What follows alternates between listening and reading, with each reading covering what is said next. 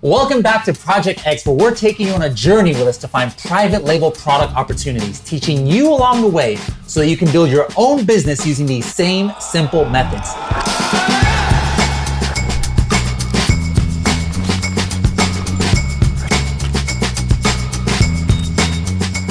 Now, in the last episode, we went over product sourcing. We got different quotes from the factories. If you haven't seen that episode, make sure to go back and check it out.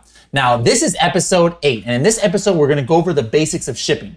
But this is gonna be a Tim-centric episode. So Tim, can you tell us what else we're gonna be going over in this episode 8? Yeah, so we're gonna talk about shipping your products from the location of manufacturer to FBA. Now, we can't cover all the different dynamics and potential shipping scenarios across the world. We can't do it. The truth is, most of the private label products that you or we or anybody else in the Amazon space are selling are probably coming from China. So we're going to talk specifically about China. And of course, that's where our test products are coming from also. So actually, they're not test products anymore. They're actually full-blown launch products. We're going forward with them. So the other thing that we can't talk specifically about, just because we don't have a lot of time, is setting up FBA shipments. Okay, so if you're into arbitrage or wholesale and you're shipping products from your house or your business into Amazon, that's not what we're talking about. Even if we're shipping straight from China to an FBA fulfillment center, we have to set up an Amazon shipment within your Seller Central account. We're not going to talk about that. The reason being, it gets so complex and there's so many variables, we don't have enough time. And this Project X case study is specifically trying to teach you how to find and sell and launch products. So we don't want to get too deep, but we're not leaving you hanging. If you need to know how to set up shipments within your Amazon Seller Central account, click the show notes below and we've got some resources for you there, some different options you can look at to get that information.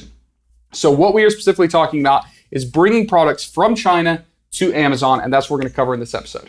All right, guys, I am your host, Bradley Sutton. I work at Helium 10 here, and I'm joined by my co-host, Tim Jordan from the Private Label Legion. Welcome to Project X. All right, now, if you want an in-depth written version of this episode, make sure to go to helium10.com/X8. That's helium10.com/X8. All right, so I'm going to be honest with you. When I first started buying from China, shipping, logistics, import was one of the most confusing things and really one of the scariest things. I've made some really big purchases, done some crazy international shipments from China to Africa and places like that.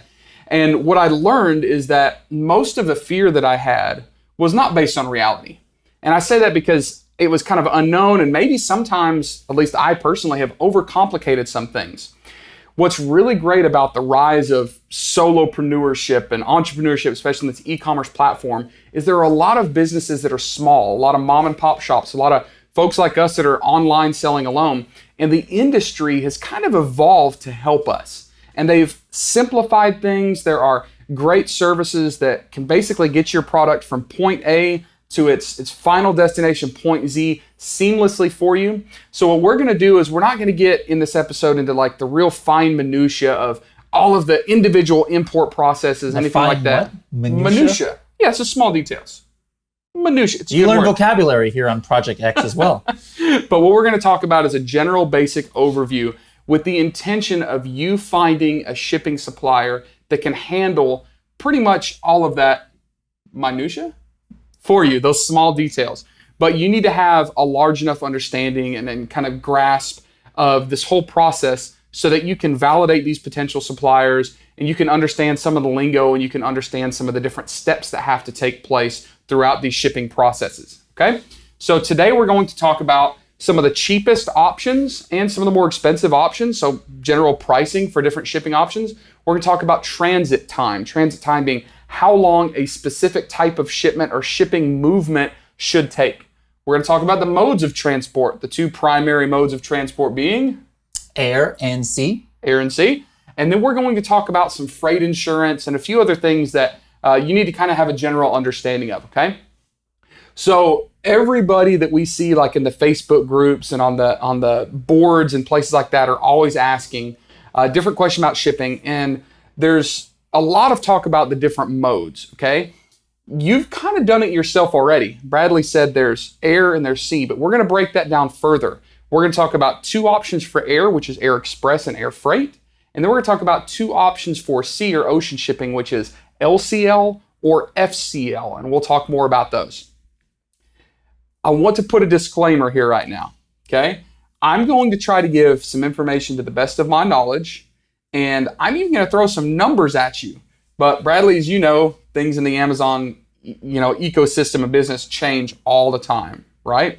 So you've been in this game a little bit. What are some of the things that you've seen in shipping that can maybe adjust prices or adjust schedules, the things that we're going to talk about? Any ideas? One of the things here in California, I remember a few years ago at the Long Beach port of entry. So that's where all the ships come in, right? The dock workers went on strike. So everything was to a hold, and now all of a sudden we were paying storage charges and all these other fees because the containers were just sitting on a boat, somewhere. There's things like seasonality, like try and have fun shipping things around the time that an iPhone is released, and all those shipments are coming from China. Well, what's going to happen during that time is your prices are going to skyrocket for shipping because the real estate on the planes and on the containers is a lot higher. So guys, there's things that fluctuate all the time. So just be ready for this. Yeah, big thing that you need to be aware of shipping from China are holidays. The big one being Chinese New Year. This usually happens in February, about the middle of February, and it can last anywhere from 2 to 3 weeks. But because basically all of the business in the country shuts down, shipments are going to stack up prior to the holiday, and there's going to be a big backlog after the holiday. Also think about holidays here. Think of Q4, think of Christmas. Everybody wants to ship prior to Q4. So August, September, October, your ocean shipments start to get really backlogged and filled up, and the price can rise. If you're air shipping like October, November, people trying to air ship stuff last minute, things can go up. Also fuel costs. There are things that happen geopolitically and all sorts of stuff in this world that can raise fuel costs up. So your boats and your planes, the cost is going to go up potentially on fuel. And then you also have to consider inland transfers. And here's what that means. I see people all the time in like the Helium 10 users Facebook group saying, hey, I have a shipment of this that needs to go from China to the US. Well, where in China? China's a big country. The US is a big country. So even if I can get a quote from Shanghai to the port of Los Angeles here by ocean, how far inland were those goods in China? Because that takes some trucking. And then when it lands in LA, how far inland does it have to go? Is it going to your warehouse in Iowa, which is basically the middle of the country? Or is it, going to an FBA facility right here near LA?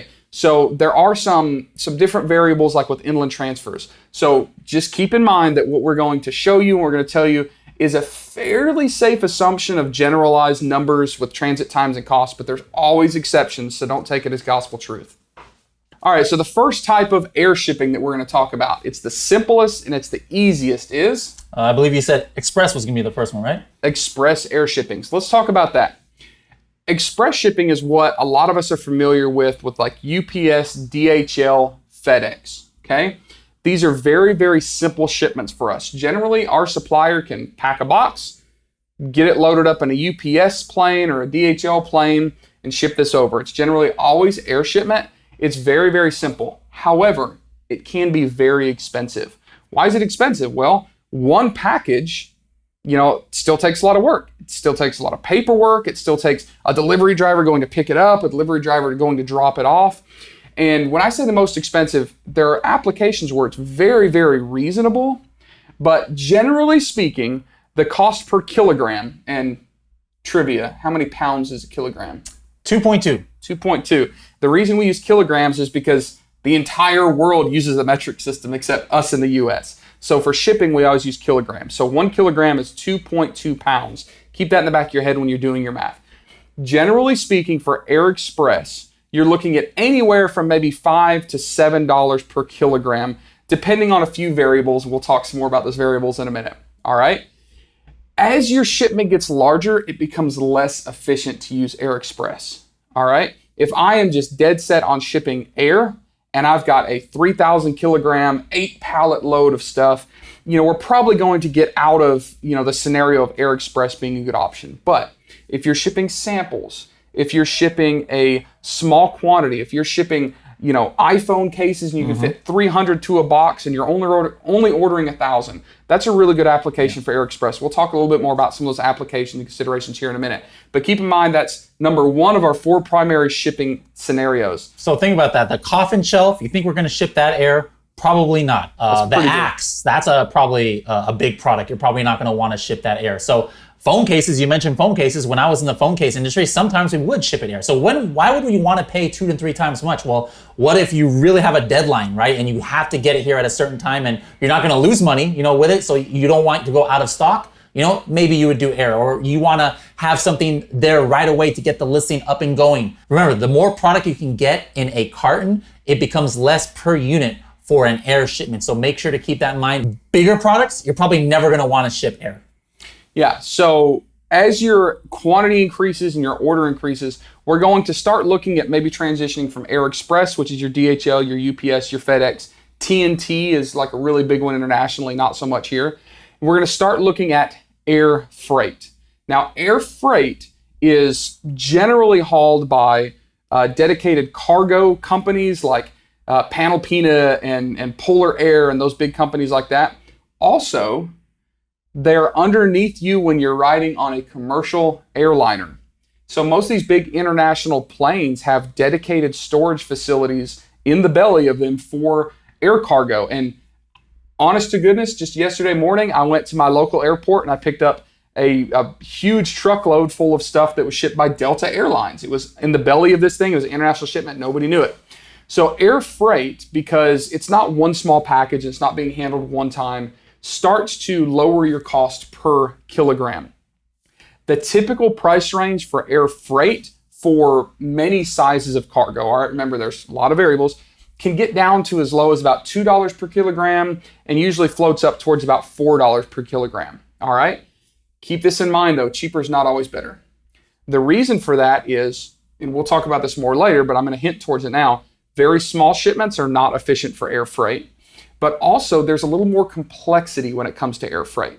So if I'm shipping AirExpress and I've got UPS, DHL, it's pretty easy, right? I print out a shipping label, they come pick it up, it disappears, and it goes to where it's going, right? But air freight, you actually have to go through a legal import and export process. So it has to be taken to a port, so the airport, it has to be documents created for export. It has to be cleared for exportation. It has to be consolidated on a plane. It has to be shipped. And when it lands, it can land at any airport in the U.S. Essentially, it has to be cleared through customs and it has to have its own documentation. Generally, it has to have a import bond, right? And you can Google that to find out all sorts of stuff about import bonds, but you have to have an import bond. It has to be cleared through a clearing agent. All right, starting to sound confusing and frustrating, right? I think so. You had me at bond. I was thinking bond, import bond. I'll have a martini, shaken, not stirred. You can tell we've been too long in the studio. All right. So the great thing about this changing ecosystem that I discussed is that more and more shippers that can handle air freight are offering door-to-door service. All right. So what's this mean? It means that all of those process steps are still occurring. There's still bonds being used. There's still import-export documentation. There's still port clearing and potential inspections. But one company is pretty much handling that. So for all intents and purposes, we as buyers can have air freight shipments brought to Amazon FBA. They can be brought to a third-party fulfillment center. They can be brought straight to my house, essentially, as if it were an AirExpress. It's just done. Now, one thing you need to consider is that some of these air freight shipments can get large. I have personally shipped humongous, I'm talking 10 or 12 pallets at a time through air freight. And it might seem simple to say, oh, just ship that to my house or ship that to my business. But remember, these are big shipments. A lot of times after they land at the airport, the shipping company will put them on pallets and bring them on 18-wheelers. So you might need a forklift or a pallet truck or be able to handle these large quantities. So keep that in mind. The other thing to keep in mind is when you're ordering door-to-door shipping, ask about duties, okay? Duties are pretty much always paid when products come into the U.S. Some duties are high, some duties are low. We've talked a little bit about the tariff trade war and stuff like that. Make sure that when you're getting a door-to-door shipping quote, you know whether or not duties are included. If they are included, that's going to be the acronym is called DDP, right? A DDP shipment. You can ask your freight forwarder or whoever your sourcing agent or whoever's shipping this, ask them if that's included. Because what you don't want is to get a shipping quote, customize your entire budget based on that, and then find out that once it lands, you have to get these duties paid, which sometimes could be large. So use door-to-door when you can. Make sure that you can handle the shipment because sometimes it get large, and make sure that you either know what your duty rate should be or that you've got a DDP door-to-door shipment, which includes the duties. And in fact, the shipping quote that we're going to use in a little bit actually includes those duties, so we can show all of you what that looks like. All right, any glaring questions about air freight? Not so far. Well, the question that I had was, what in the world did you air freight all those pallets for, and why? Books. Books. It was books. It was pallets and pallets of books for a client. And I think the scenarios we were rushing for Q4, and the books were pretty small, so we could put tons of them in one case, but it was 12 pallets of books. It was a ridiculous, I think it was $40,000 just for air shipping. It was crazy. It's like buying, that's like the whole jet was just for you. The whole, my goodness, let me charter a plane to take my stuff around the country. It was insanity. Tim Jordan's a big baller, guys. Not even my product. It's just for a client. All right, so now let's talk about ocean shipping, right? Okay. You called it sea freight. Sea freight, ocean shipping, it's basically all the same. The general theme is we're putting this stuff on the water. Why? Because generally we can reduce our shipping costs. Okay? And it makes sense, guys. I mean, think about how, have you guys ever seen pictures of container ships? These things are gargantuan. I mean, a 40-foot container is big in itself. How many hundreds, or I don't know, it could be thousands of containers go on one of these ships. Now think about that space. You can't even put one 40-foot container on an airplane. I mean, especially if it's in the belly only. I mean, there's not enough room. So you can just see the real estate obviously is a lot cheaper when you're dealing with the ocean shipments, because the cost to get it here for the shipping company is a lot less than $40,000 airplane that you're having to buy. All right, so there's primarily, and of course there's a lot of different scenarios. Like, do you know what a row boat is? Row your boat? No, not that kind of row. Gently down the stream? It stands for roll on, roll off. And I've done shipments with roll on, roll off boats where a giant tailgate drops down and you can drive like bulldozers onto these boats, right? There's all sorts of crazy stuff, but we're gonna keep it simple. Luckily, as Amazon or e-commerce sellers, we don't have to get really complex, and we can narrow down the types of sea/ocean shipping down to two primary categories, which is LCL and FCL. You know what those are? Nope. All right. So LCL stands for less than container load. Oh, I knew that. I figured you did. And FCL stands for full container load. Let's first talk about LCL. This is when you have a shipment that qualifies for ocean, but it's not going to fill up a whole container. All right. The primary sizes of containers are 20 foot and 40 foot, and we'll talk about that in a second. But sometimes you have 5 or 6 pallets that's, you don't want to ship by air because it could be too expensive, but it doesn't fill up a container. So that's where we come across these LCL shipments, all right? Let me hit a few kind of talking points about this.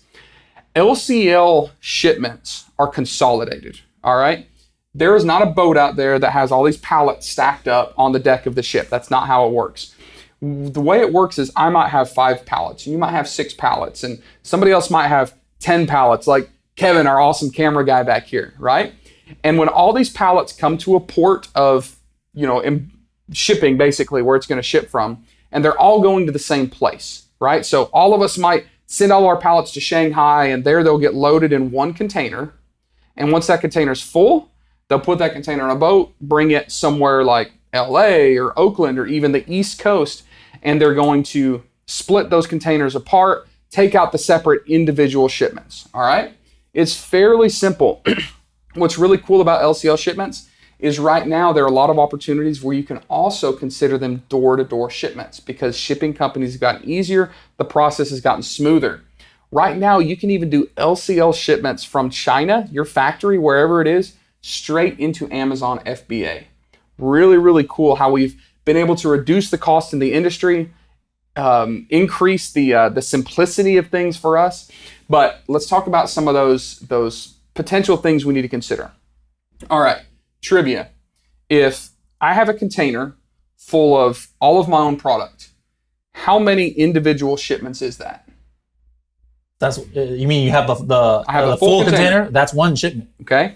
If I'm shipping an LCL load and my stuff is in a container with 5 other people, there's 6 of us, how many individual shipments are in that container? That's 6. There's probably 6 BOL, 6 packing lists, everything. Yep. So let me tell you what sometimes happens with some of these increased liability kind of LCL shipments. If your pallets are in the same container as my pallets and your paperwork isn't great, or maybe they think that you're importing, unicorn hair beard brushes, which we all know unicorns are endangered, right? When that lands at the port, there's going to be an inspection. And guess what? All of our products usually get lumped into that same inspection, right? So you have to be a little bit careful about that. Now, what if in our shared container, your shipment is full of beard balm, right? And your containers leak?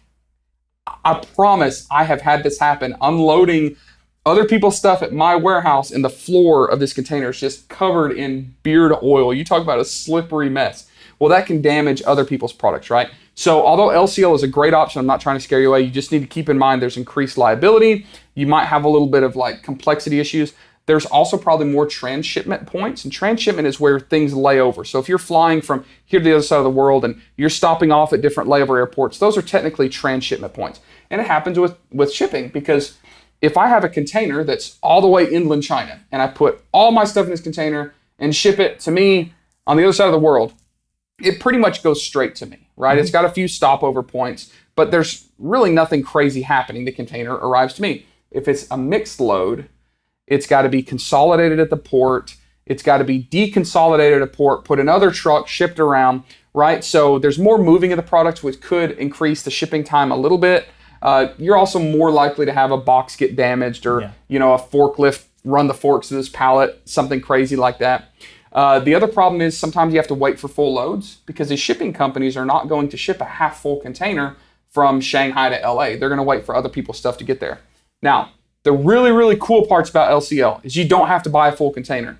So for a smaller ocean shipment, it's incredibly affordable. The other thing is you can ship straight to Amazon. I can take 6 pallets, ship them from my factory straight to an Amazon fulfillment center. It's amazing. It's hands-free. It's awesome, right? So any other questions about LCL? Anything I'm forgetting? Any other big talking points? Just make sure, guys, if it is LCL, and let's say you're bringing this to your house, or you have an office, maybe even, or even a warehouse. These are on containers, guys. And so first of all, they're going to transfer them. If it's a full container, we're going to talk about that in a little bit. But if it's on an LCL, they're going to put it on these trucks. So here is going to come a truck who's going to deliver this product that you ordered. They've got 6 pallets and there's no lift gate, like on the U-Haul trucks or something. They're expecting you to be able to get those products off. So I've had it, I've had warehouses before where we didn't have a lift gate, we didn't have a dock, we didn't have a forklift. I would have to depalletize those from the truck and hand it down to somebody just to get it off. So when you're ordering things, make sure that you have the facilities that can receive this kind of shipment. Yep, absolutely. The next type of ocean shipment, you already answered this. Can you answer it again? FCL, full container load. He's a shipping pro. All right, so you already know what full container is. That's where we basically take the full container, fill it up, and ship that directly to us. Well, generally it's going to be a warehouse or someone that can receive that. I don't recommend shipping a full 40-foot container to your home. That could be a really, really long day, and we'll even tell you why that could be a long day for you. All right, so a few points to consider about full container load. We already talked about the transit times can be a little bit shorter. Usually your stuff isn't messed with as much. It's usually more direct. It's by far the cheapest way to ship. We're going to talk specifically about 40-foot high cube containers. It's 40HQ is the kind of acronym for it. Those are the most common shipping containers. Those are the ones you see all over the roads, all over the warehouses. That's the most common. You can get 20-foot containers, you can get open top containers, you can get non-high cube containers. We're going to stick with 40-foot high cube containers. So the volume limit, all right, that's usually what's considered first. How much stuff can we pack into this container? And I have seen factories in China that do amazing Tetris jobs, and every square inch and square centimeter is full. It's amazing. The volume limit ranges based on what's in it, but generally assume about 65 cubic meters. All right, now cubic meters may be a new term for you, just like kilograms may have been. And we'll talk about cubic meters here in a second. It's the kind of metric term. We'll actually show you where cubic meters is listed on our shipping quote that we're going to show for the coffin boxes here in a few minutes. So generally assume somewhere around 65 cubic meters. I think that 40-foot containers actually go up to like 70, but you're never going to get every square inch. So volume matters, right? Most of the stuff that we're shipping is not that heavy. But don't ever let anybody tell you that weight doesn't matter in a shipping container. The large reason for that is the U.S. Department of Transportation. So here's what happens in China. They can tell you, and let's say these are pallets of books. These are heavy, heavy items. I've shipped humongous pieces of machinery in containers that there's a lot of empty space, but we were still like exceeding the weight limit. In China, the weight limit's really high. The boat doesn't care. The dock doesn't care. But when you put it on the back of an 18-wheeler, guess what? You're restricted by the Department of Transportation weight limits. You guys have seen like different weigh stations on the freeway, maybe in the town you live, especially if you live in California, there's a lot of them. Well, you see it says all trucks exit. Well, what's happening there is they're getting weighed. And if they are overweight, they're going to get a worst case scenario stop. They say, you can't go anywhere. You got to bring another truck to unload some of this stuff. Or number two, they might say, hey, they might give you a big fine to the trucking company. And guess who's going to get that fine? You yourself is going to get that fine. Yeah. So this is very important. So usually volume is the most important thing to consider. Assume about 65 cubic meters, but make sure that if you've got something heavy that you're not overloading that container. Also, we're talking about heavy stuff. The most efficient way to maximize capacity in that container is called floor loading. You know what floor loading is? Put it directly on the floor, not on a pallet. Correct. So most of these 18-wheelers driving around are full of pallets, and they put 20 pallets on. There's a lot of empty space. When they fill containers, typically in places like China, they're floor loading it, which means they are hand stacking these boxes. That's how they get that Tetris, like packing. But if you go all the way to the ceiling of these containers with something heavy, guess what happens at the bottom?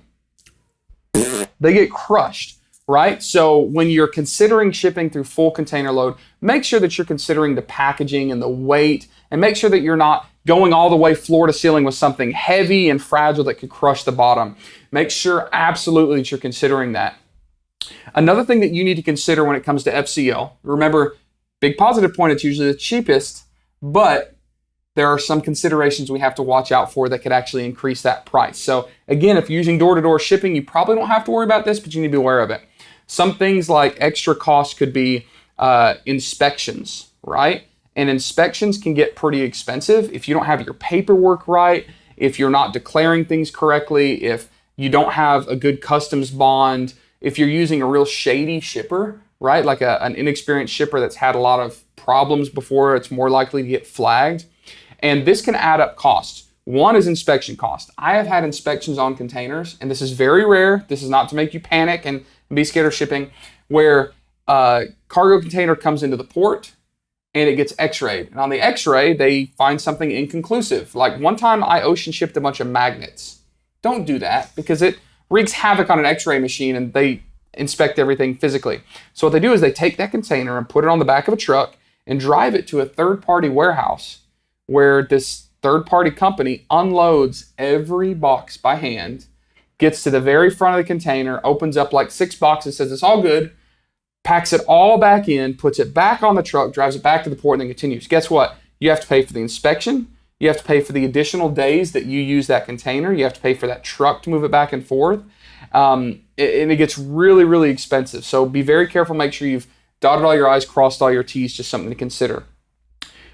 Usually the exam rates vary based on if you're getting it's called a VAXIS exam, which is like an x-ray exam, or an intensive exam. You can get FDA exams, you can get some other things like that. So I'm just making you aware that these things exist, they happen. Make sure to talk to your freight forwarder, whoever that is, and make sure you're familiar with the likelihood of something like that happening, potential costs, things like that. But generally speaking, as long as you're using a good shipping company and you're shipping FCL and you're not overloading it or you're squishing anything or shipping leaky bottles of beard oil across the world, then FCL is perfectly safe. I would even argue it's one of the safest ways to ship because people aren't taking your boxes in and out, right?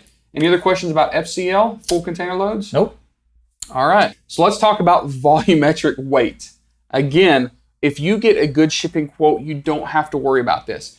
The reason this matters is because everybody thinks they're an expert, all right? You guys have seen it in the forums and on Reddit and these Facebook groups. People post all the time. Hey, well, you see it, don't you? Hey, I've got an air shipment. My air shipment weighs 75 kilograms. What should it cost me to ship that? You know what I do every time I see those posts? What? I roll my eyes and just keep going because I'm tired of answering this question. No, I'm just kidding. All right. That's not good Facebook etiquette. No, it's not. Let me say again. So when that happens, what is your response usually? Or what do you see other people doing in response to that? They're giving estimated quotes, right? Yeah. It doesn't work, does it? Nope. And the reason is dimension matters. Volume matters, okay? All right, so imagine this. I've got a box this size that, well, maybe a little bigger, but a small box that weighs 5 kilograms. And we know that Air Express is somewhere around $6 a kilogram, right? So if it's a 5 kilogram box, $6, $30 to ship this thing, hypothetically. 5 kilograms. Now, what if I was shipping a box this big full of feathers? And this giant box only weighed 2 kilograms. At 2 kilograms and $6 a kilogram, we're looking at about $12, right? Do you think I can ship a box of feathers this big from China to the US for $12? No. Airplanes actually have this kind of breakover point where larger gets more expensive than heavy. And the term for that is volumetric weight. Now, every shipper calculates volumetric weight differently. I'm not going to show you a calculation because every shipper does it differently. But here's the thing. When you are getting a shipping quote, you cannot just say, I have 5 boxes and they weigh 12 kilograms each. You have to give carton dimensions. Use a good door-to-door shipper, very experienced shipper that can calculate that volumetric weight. And now that you're aware of it, you're not going to be shocked when you send information for a 50 kilogram shipment and their quote says 70 kilograms. I see people freak out. Oh, they're trying to rip me off and charge me for 70. No, what you'll probably notice on that quote is they're charging you volumetric weight, which means you tripped over to the size over weight threshold. And that really, really matters. So next time you're in one of these Facebook groups and you see someone saying, hey, I have 12 boxes and it's 200 kilograms. What's it cost to ship? Post in there and say, hey, what are the dimensions of the boxes? Then these shippers can actually give you a good quote. Right? And then remember too, it's like you said, it's not standard. So get like 3 or 4 quotes. Sometimes you'll see, some people trying to take advantage of newer people and they charge a really exorbitant high price because they figure, oh, they're just going to get a quote from me and they're just going to go with it. So get a few 2 or 3 shipping quotes and then pick the best one. All right, so now we have an overview of Air Express, Air Freight, LCL, FCL, less container load, full container load. All right, quiz. I've got 2 boxes. The boxes are normal size boxes, weigh 10 kilograms each. I'm going to ship them from China to here. What's the best route to ship those? Say Air Express, DHL, FedEx. Air Express, DHL, FedEx, UPS. But we know that ocean is generally cheaper, right? So is it going to be cheaper for me to put those 2 boxes in a LCL shipment and send it to me? I don't think so. No, because there are some fixed costs, okay? Air Express generally has no fixed costs. They're not going to charge you just to do business with them. When you get into air freight, there are some fixed costs. Remember I said you have to have a customs bond, you have to have a clearing broker. LCL is the same thing. There's paperwork that's involved. Full container load, you get into fixed costs of container rental and drayage, that delivery truck and renting the dolly that the container actually sits on and port handling and all those things. So as we get smaller and smaller, the more expensive shipments could potentially become cheaper and cheaper, all right? So the purpose of me telling you this, and I'm not going to go through like a big graph or anything like that, but just consider like what we've got below this information is the fixed costs. Don't always assume that ocean is going to be cheaper than air because that's not always the case. As shipments get smaller, that's not the case. Don't always assume that air freight will be less than Air Express because if I only have 3 or 4 boxes, Air Express is probably going to be cheaper than air freight. And the same thing with full container loads. We said that full container loads is probably the least expensive, but assuming we can fill that, I'm not going to get an entire container for 2 pallets. So if the shipment's smaller, then the traditionally more expensive shipping route could actually be cheaper. Make sense? Makes sense. All right, so I know this gets a little bit complex and a little confusing. Here's the main point. We are showing you this so you're aware of it, right? We want you to be aware. That way you know that there are a lot of different scenarios that you need to consider. The only way that you're going to be able to navigate this potential complexity is to find really good shipping providers, to just be aware that there are a lot of different variables and variations of types of things that can happen, and get a lot of quotes. Don't just send shipping information and say, hey, I need an LCL or I need an air freight. Let your shippers tell you the different variables, because sometimes, even if I don't fill a full container, an FCL shipment can actually be cheaper if it's 3/4 of the way full and just have some empty space instead of doing LCL. So get good quotes. Just be aware there's a lot of different variables, a lot of different scenarios, and make sure that you're padding, your margins a little bit for potential added costs that you're not anticipating. And the methods that we use to show products generally have really high margins, so you can cover those. All right. Sounds good. Anything else about shipping that we haven't covered? A real glaring one. I would assume that the basic, advantage of shipping air is the time, and it's slower to ship on the ocean because a boat is slower than an airplane. Generally my speaking. question is, how much faster is it air than ocean? All right, so remember we said that most of the things that we're telling you in this episode are generalizations. They're not always 100% constant facts. But here's the generalizations. Usually Air Express, the most expensive but also the fastest, can generally be shipped between 4 and 7 days, okay? Now, if your products have to be shipped all the way to an airport and it takes a couple days, and then the inland delivery takes a little longer, understand there's some variables in there. Holidays are going to stretch that out. Crazy things like weather grounding planes can stretch out. But generally, Air Express is 4 to 7 days. It's usually the easiest. Air Freight, there's a few variables that can happen, but generally looking between, 10 to 14 days is fairly average. And that's usually from door to door. All right, so 10 to 14 days. So it's not that much longer to potentially reduce your costs from Air Express to Air Freight. Now, LCL, FCL. So ocean can kind of be lumped in together.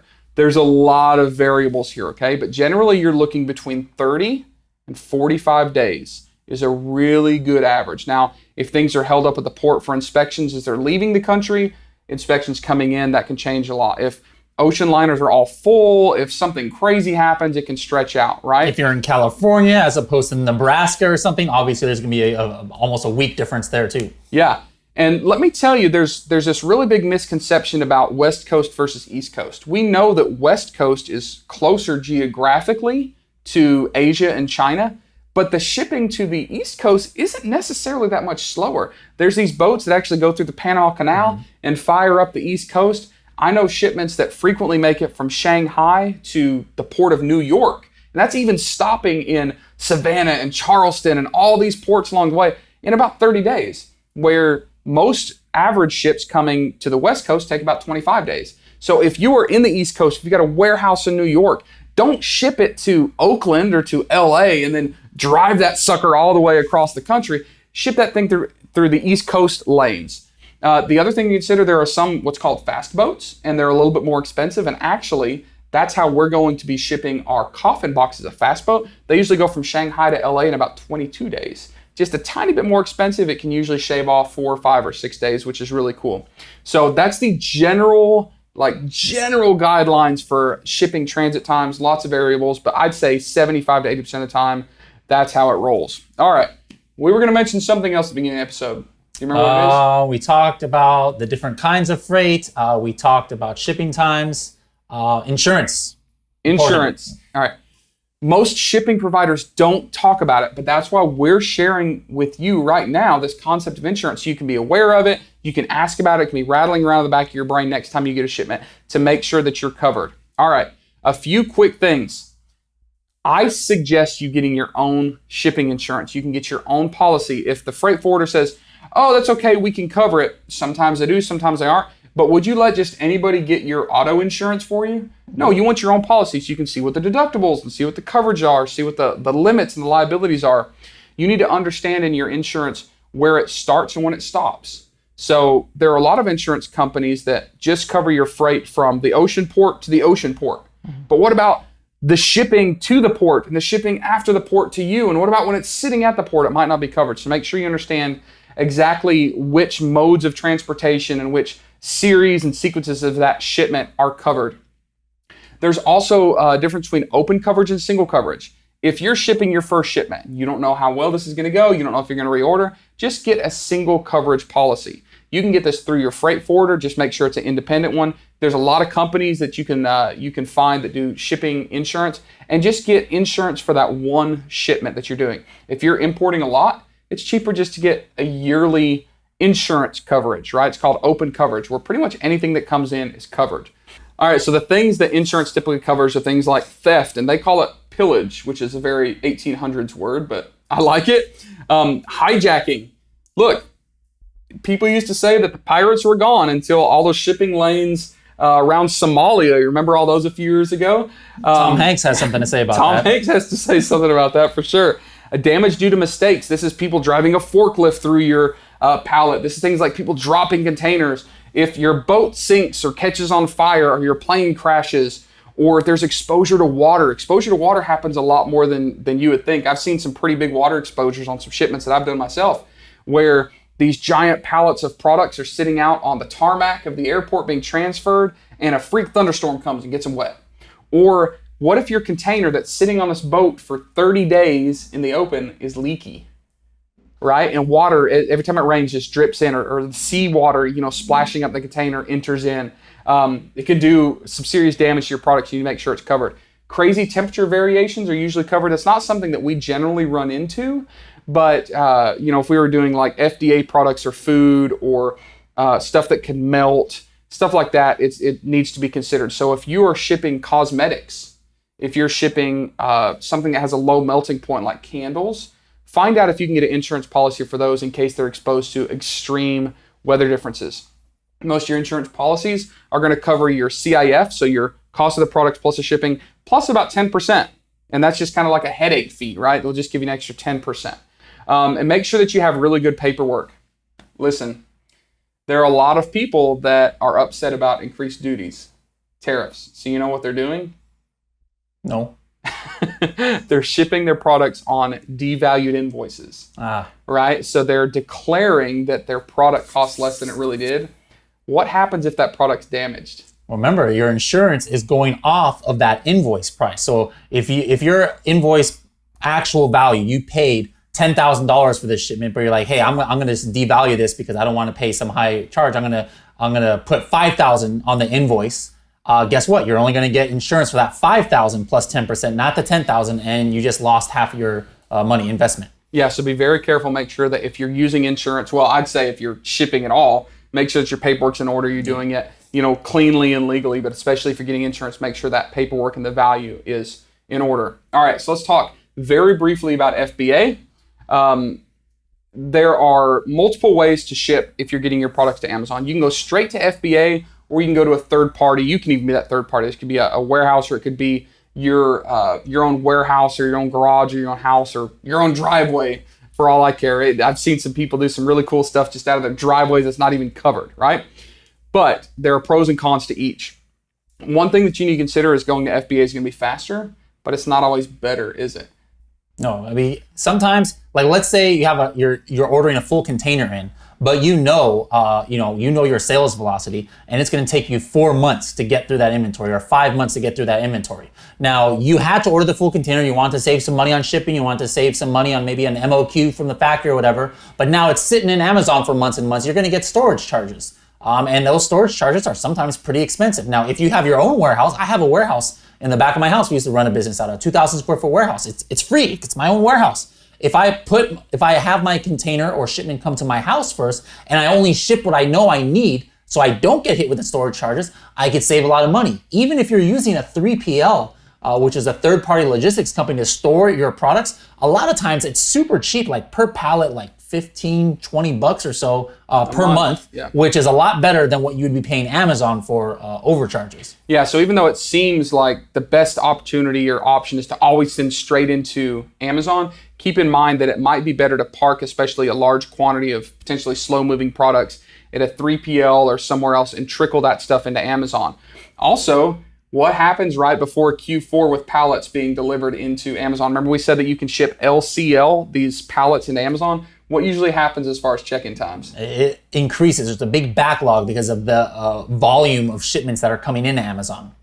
But what we've noticed is that partial shipments in Amazon, like UPS, generally don't have that backlog. So if it's right before Q4 and you're starting to hit that rush, even if you've got 5 or 6 pallets, shipping those 5 or 6 pallets LCL straight to FBA might get hung up at the Amazon Fulfillment Center being checked in for a month or even a month and a half we've seen in the past couple of years. So it might be better to send those through 3PL, let them break it down and send in individual UPS boxes or FedEx boxes directly to Amazon.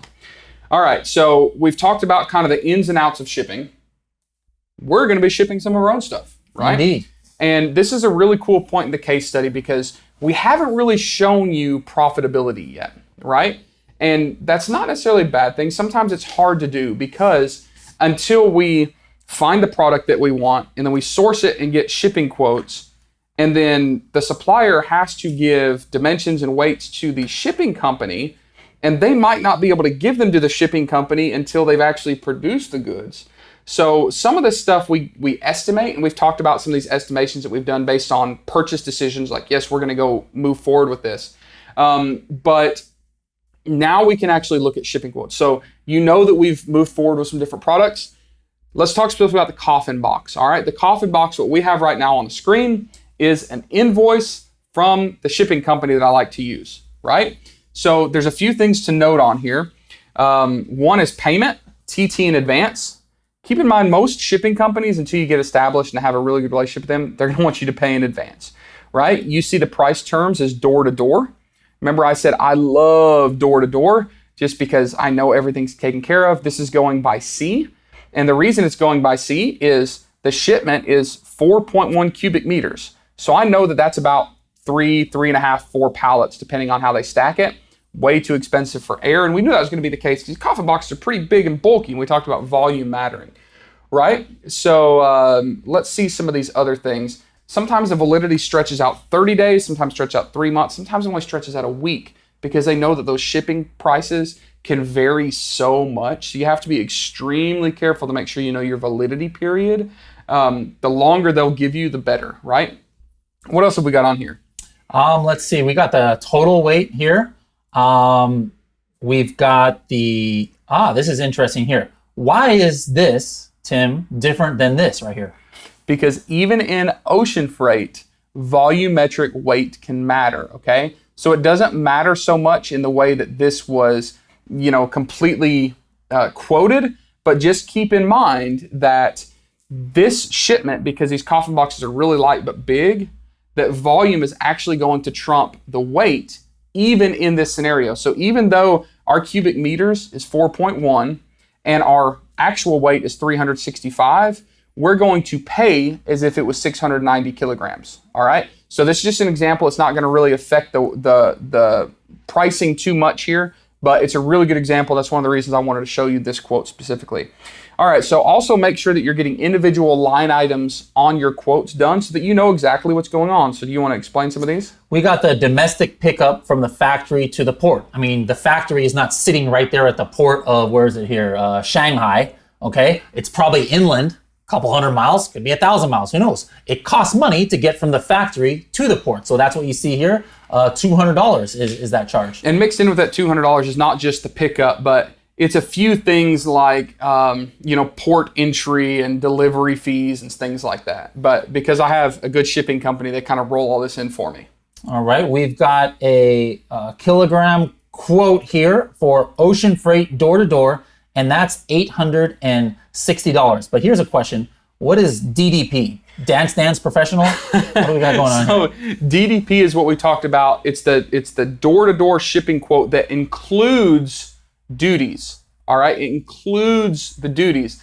This is awesome. This is really, really cool for us because they have already calculated what these duties are. And with this product, there's really none. So they've just kind of rolled it in for us. All right, so one thing to keep in mind is that the unit price isn't CBM. It's because they're basically using volumetric weight on this. So it could be kilograms, it could be cubic meters. They could have gone either way on exactly how they quoted this. But if you're getting multiple quotes, that's the most important thing. You'll get apples to apples comparison of shipping quotes. So even though this is like a little bit complex here, it doesn't matter. If I'd gotten quotes from multiple shipping companies, which I did on this one, you'd be able to compare which one is best, right? So don't let the lingo scare you. Don't be worried if they're quoting by kilograms or quoting by cubic meters. It doesn't really matter. Just get apples to apples comparison. All right. So this next line item, I actually had our shipping company add, even though there's no charge. Any idea what that is? Wood goods declare and commodity inspection cost. All That's right. if it lands. Does this happen in China or does it happen in the USA? Generally, it can happen either place, but specifically where, like, especially wooden products can happen leaving China, right? The reason we put this on here is just to show you that sometimes some funny things show up. In fact, we know that our coffin boxes are wood, but they're painted. If they weren't painted, if they were raw wood, we'd have to deal with some fumigation costs, and we'd have to deal with a few other potential, issues, like having the wood inspected to make sure it's not a endangered species of wood or something crazy like that. So just keep in mind, you don't have to memorize all these. You don't have to know these. These should not be the focus of learning how to run your business. Use a really good shipping company, and they'll include all this for you. The other thing they did, this next line item here, extra inspection fee in the USA. I told you that sometimes this could happen. I had my shipping company put it on here just in case it happens. Even if you get a DDP shipping quote, and they're including door-to-door and duties and everything, they cannot control inspections. Inspections will always be extra. So if this lands and somebody with the CBP, Customs and Border Patrol, decides, hey, I want to check this out, and they charge me an $80 inspection fee, they will charge me for that. The shipping company will charge me for that, and I'll have to pay it before the goods are released. So keep in mind that inspections are always external of these door-to-door duties included costs. All right. And then another thing we have here, I had them specifically add this because this is a hang up for a lot of people. People freak out about this. Why am I getting a quote and then I've got to get this extra charge? Keep in mind that so many of these quotes are so competitive and they're so down and dirty and just like trying to be extremely, extremely inexpensive that any additional little cost that the shipping company has to take on is a really big chunk of their profits. So like in this scenario, what the shipping company does is say, hey, if you're going to pay by PayPal, we have to charge you an extra $45 for this amount because PayPal charges us. So if you get something like this and you don't want to pay by PayPal, you want to pay through a different transfer company or something like that, you can just say, hey, can you just remove that? I'm going to ship a different way, or I'm going to pay a different way. So just keep in mind that the shipping quotes can have a lot of variables. But for us, none of these line items matter. What matters is that total cost, right? So 1105, and we know that our total number of units is 500. So what does that bring our shipping cost to? All right, let me pull up the calculator here. My computer-like mind is not so computer-like today. All right, so you said it was how much? 1105. 1105, and then 500 units, right? Divided by 500.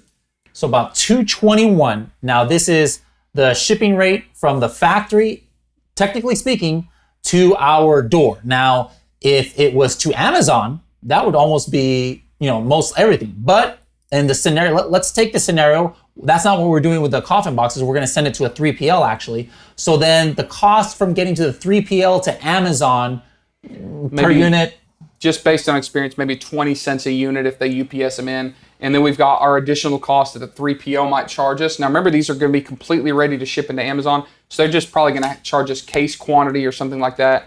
So we're probably looking somewhere landed cost in FBA of $2.50 or $2.60, something like that. All right, so let's take a look at Coffin Shelf, and I'm going to show you guys what we want to do here. So we're going to look at this. You remember the black one used to not be in stock? It's in stock, but now it's two left. Only two left. So between when we first started finding this till now, the black has actually restocked. And what we're going to do now is we're actually going to break down these numbers because we did some hypotheticals earlier based on profitability. And now that we have all of these different costs, our shipping cost, our product cost, and you can see we've already kind of plugged this stuff in for you, we can actually look at what this number looks like. All right. Okay. Well, this is the automatically what happens. By the way, guys, what I did right there was I clicked on the Helium 10 Chrome extension, the profitability calculator. You can do that when you have it installed. And it's pulling in all of the information from Amazon as far as this product goes, like what the dimensions are, what the weight is, what the shipping weight is. Guess what, guys? We talked about volumetric weight. Amazon also has volumetric shipping charges. So even though this only weighs 1.5 pounds, Amazon, we're telling you, Helium 10 is telling you, Amazon is charging you the same as if it was 4 pounds. And again, because the box is a little bit bigger, so it's considered large standard size. Now, let's go ahead and leave this price here for now, but I know we're not gonna wanna do $31. And the price that's pulled in here is just the product price. Remember, our competitor here, our future competitor, is also merchant fulfilling. So they have an additional $5 or $6 for shipping, right? So we could move this to like $37.55. But Probably could, yeah. Yeah, because that's what they're actually costing. But we'll leave it at $31.55. Let's just say 2 months storage. We turn over our inventory every 8 weeks or so. Now, the unit manufacturing cost, we had gotten a quote in the last episode. I wrote it down here. $424. Looks like $424. So what you see right here, what Helium 10 is putting, is just an estimate. It's putting a standard 20% of the selling price just so that we can have something there. But obviously, if you're running this, you've got to put in what quote you got. We got $424. So I'm going to put $424. Now, here's where it gets a little bit tricky. All right, the estimated freight cost. There's different ways that we can look at this per cubic meter, per cubic foot, per kilogram, per pound. Now, I could have just taken that CBM price from that shipping quote, but we don't know if Amazon is kind of calculating that the same way that the shipping company who made it. So what I did was I actually just broke down that shipment. We knew what it cost per unit. So I'm going to go ahead and I did some calculations out. So what it's going to cost is $1.80 per pound. And all we did was took that per unit cost. So we divided, the cost of the shipment and how many units there were. And then we took the weight of the shipment based on how many units there were and then came up with this number. All right. So based on that, and it takes into consideration what the FBA fee is, what the 15% commission from Amazon is. I could put another random cost here. Like let's say I package something, or for example, if I'm going to put FBA stickers on over here, well, that's going to cost me maybe 25 cents per unit. I can just, put 0.25 right here per unit. But at the bottom line, let's just say I don't have any of these extra costs. It's telling me that my net margin here, first 3 quarters, is $14 per unit. That's a 44% or 185% ROI. Now that's a lot. It's pretty strong. That means I got some wiggle room. So keep this in mind. We're not looking at a unit or a product idea that's like super high volume. What if we only sell 500 units of these a month? Can we do our calculator? Let's do it. If it's $14, okay. I'm old school, I'm on my phone. So $14 times, what do we say, 500 units a month? Yeah. That's another $7,000 a month from a product that you're not going to have any competition on. Who wants an extra $7,000 a month? That would be nice. Now let's play with the scenario a little bit. Let's say that we really want to get this thing ramped up and do some volume to get that 500 units a month. We need to drop the price, right? What's like a good just consumer, yes, I'll purchase price point? Like, I don't know, $23.99, $24.99, something like that. We're still looking at some pretty serious, like 100% ROI essentially, meaning for every one that you sell, you've doubled your money. You double your money every time you sell it. That's pretty stinking awesome. Now, this calculator doesn't, include PPC costs and maybe some other random costs that come up. But generally speaking, this is not too shabby for a black coffin shelf box, right? So what we were doing earlier, taking these kind of estimated costs, and now we're adding into our actual costs, we've confirmed everything that we knew to be true. This is a really profitable item. What we would probably do, and we'll talk more about the launch phases, we might start at a lower price to get us ramped up. Actually, we may not, because remember in our test phase, what price did you have it on these coffin shelves on that test one? On the test phase, I had them at $60. I listed them at $60 because remember, we didn't want to sell them, and we sold several units, and we were like position 3 or 4 organically. It was unbelievable. So this, we might keep the price up. But if you want to get real down and dirty and competitive, maybe you find a product where you're willing to go down to 50%, ROI or 15% margins, and then creep that price up later once you get good position. But that's how you use this profitability calculator. We also know that there's a lot of margin in here. So if something happens, like I get a $200 inspection fee, is it going to crush my business? Nah. No. If you are worried about a 2 or 3% increase in your shipping costs, your production costs, making or breaking your business, you're sourcing wrong. You're picking the wrong products. There are so many products out there with such high margins that you don't have to get down in the weeds and the nitty gritty of this like 1 or 2% affecting, success or not success. Pick the right products, and you don't have to get into this minutia. The minutia of all these individual shipping costs and things like that. All right, guys, I hope you enjoyed this episode about shipping so far, but there is one thing I wanted to talk about, is because we just did all of the calculations. The coffin shelf is great. We got a quote last episode from the factory. They're good to go. The shipping quote was good to go. On the egg trays, we're good to go. But, and I told you guys, we weren't pre-doing this. We're doing this live, all right? What happened with the axes, Tim? Yeah, so we had a little problem with the axes. And I'm actually a little bit thankful that this happened, because one thing that I want to show all of you, the viewers, is that a lot of scenarios can happen, a lot of things can happen. If your one product that you're trying, something like this happens, don't get discouraged, all right? You see that of all the products that we looked at, we started with 5. We eliminated 2 because they didn't look so hot. I don't even remember what they were, the tortilla blanket and... I've forgotten already, yeah. Oh, the some baby thing, the seeds. Remember the seeds? The seeds? That was a long time ago. Yes, the party, baby shower party favors or something. Yeah. Yes. So then we were knocked down to basically 3 products that the testing looked good, it looked interesting, all of the different scenarios looked good. We have to drop that one. I don't want anybody to get discouraged, and like I said, I'm glad you see this, because out of 5, we end up with 2. That's not too bad. Now let me explain what happened with the axes. When we went to source the axes, the prices was great. You actually saw videos of me in China sourcing those products. Everything was great.